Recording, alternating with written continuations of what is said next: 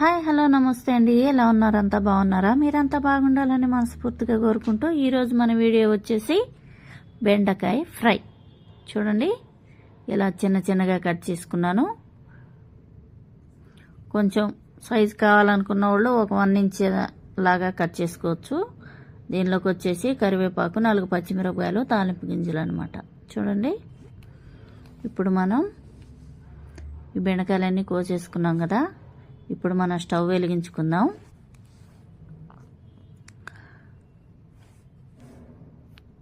Stove అయితే వెలిగించుకొని బాండి పెట్టేసుకుందాం. బాండి కొంచెం వేడెక్కాలి. ఫస్ట్ టైం మన ఛానల్ ఎవరైనా చూస్తున్నట్టుంటే లైక్, షేర్, సబ్స్క్రైబ్ చేసుకోండి.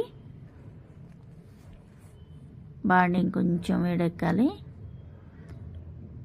ఇప్పుడు మనం ఇందులో ఆయిల్ అయితే పోసేసుకుందాం. బాండి వేడెక్కిపోయింది. ఆయిల్ పోసేసుకుందాం తగినంత. ఇంకొంచెం వేసుకుందాం. ఆయిల్ అయితే కొంచెం వేడెక్కాలి. కొంతమందికి బెండకాయ కూర చేయడానికి కొంచెం భయపడుతూ ఉంటారనమాట. చక్కగా ఫ్రై చేసుకోవచ్చు, ఒక్క ముక్క కూడా చెదరకుండా. ఇప్పుడు ఇందులో తాలింపు గింజలు వేసేసుకుందాం. ఆయిల్ వేడెక్కిందనమాట. తాలింపు గింజలు వేసేసుకొని కొంచెం ఫ్రై అవ్వాలన్నమాట. చక్కగాను చిట్పట్లాడుతున్నాయి. కొంచెం బ్రౌన్ కలర్ రావాలి. ఇందులోనే కరివేపాకు వేసేసుకుందాం. ఇప్పుడు పచ్చిమిరపకాయలు కూడా వేసేసుకుందాం. మంచిగా ఒకసారి కలిపేసుకుందాం. పచ్చిమిరపకాయలు కొంచెం తెల్లగా రావాలన్నమాట. కొంచెం తెల్లగా వస్తే వేగినట్లు లెక్క. ఎక్కువ కావాలనుకుంటే ఎక్కువ వేసుకోవచ్చు పచ్చిమిరపకాయలు. నేనైతే కొన్ని వేసాను, సరిపోతుంది అంత. చూడండి తెల్లగా వచ్చాయి పచ్చిమిరపకాయలు. ఇప్పుడు ఇందులోనే మనం కట్ చేసి పెట్టుకున్న బెండకాయలు అయితే వేసేసుకుందాం.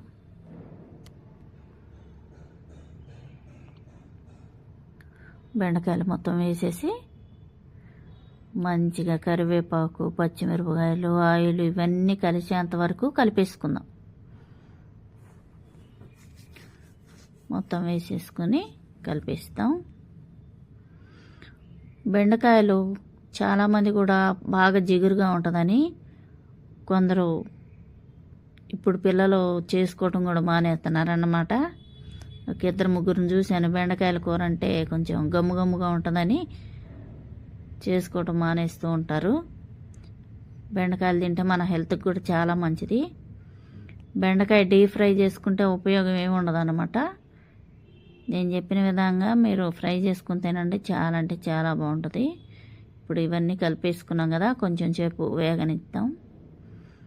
మూత అయితే పెట్టకూడదు. చూడండి వేగిపోయింది కొంచెం. ఇప్పుడు గమ్ముగా ఉంది చూడండి. ఈ గమ్మంతా కూడాను మంచిగా ఫ్రై అవ్వాలన్నమాట. మూత అయితే పెట్టకూడదు, ఇది గుర్తుపెట్టుకోండి. మూత అయితే వేయకూడదు. మూత వేయకుండానే వేయించుకుందాం. డీప్ ఫ్రై అయితే కాదు.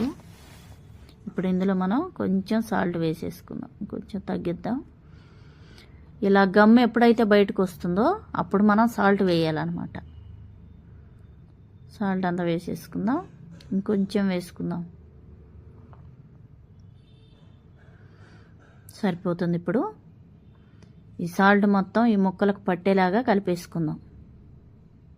మంచిగా చక్కగా కలిసేలాగా కలుపుకుందాం. కొంచెం గమ్ అయితే బయటకు వచ్చేటప్పుడు మీరు సాల్ట్ వేయాలన్నమాట. అప్పుడే గమ్ అంతా వెనికిపోతుంది. ఎంతో సింపుల్ అనమాట ఈ ఫ్రై. ఇలా చేసుకుంటే చాలా హెల్తీగా ఉంటాం అన్నమాట. డీప్ ఫ్రై చేసుకుంటే అందులో ఏం విటమిన్ ఉంటుంది చెప్పండి. చక్కగానే ఇలా ఫ్రై చేసుకుని తినండి, హెల్త్కి చాలా మంచిది. కొంచెం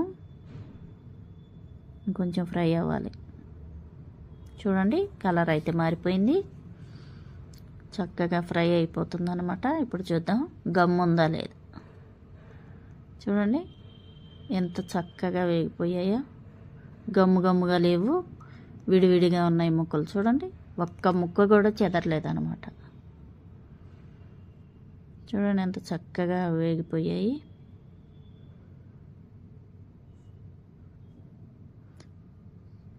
మంచిగా వేగాయి అన్నమాట. ఇప్పుడు మనం ఇందులోని పసుపు వేసేసుకుందాం తగినంత. ఇప్పుడు కారం కూడా వేసేసుకుందాం. ఇంకొంచెం కారం వేసుకుందాం. సరిపోతుంది ఎంత అయితేను. చక్కగా కారం పసుపు కలిసేలాగా కలిపేసుకుందాం. గమ్ముగా ఉన్నప్పుడు మటుకి అందులో ఏదైతే గమ్ముగా బయటకు వస్తుందో అప్పుడు మటుకి మనం పసుపు కారం వేయకూడదు. మొత్తం ఇనికిపోయిన తర్వాతనే వేయాలన్నమాట. మనం సాల్ట్ ఒక్కటే వేసుకొని ఫ్రై చేసాము, తర్వాత మనం పసుపు కారం వేసుకున్నాం అన్నమాట. చూడండి చక్కగా వేగిపోయాయి. చూడండి ఇలా వేయించుకోవాలి. కొంచెం సేపు ఉడికించుకుందాం. దీని మీద మూత అయితే పెట్టకూడదు, ఇది గుర్తుపెట్టుకోండి. చూడండి మంచిగా ఉప్పు కారం పసుపు అన్నీ పట్టుకున్నాయి అన్నమాట. ఒక్క ముక్క కూడా చెదరలేదు, అలానే ఉన్నాయి. చక్కగా ఉడికిపోయాయి. అన్నంలోకి బాగుంటుంది, రొట్టెలోకి బాగుంటుంది. చక్కగా ఇలా చేసుకొని తినండి, చాలా బాగుంటుంది. ఫస్ట్ టైం మన ఛానల్ ఎవరైనా చూస్తున్నట్టుంటే లైక్ షేర్ సబ్స్క్రైబ్ చేసుకోండి, మమ్మల్ని సపోర్ట్ చేయండి. ఆల్మోస్ట్ మన కూర అయితే అయిపోయిందనమాట. ఫ్రై, బెండకాయ ఫ్రై.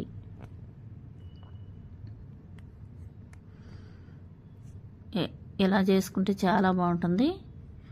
మూత పెట్టేసుకుందాం, స్టవ్ కట్టేసుకుందాం. ఓకేనండి, బాయ్ బాయ్.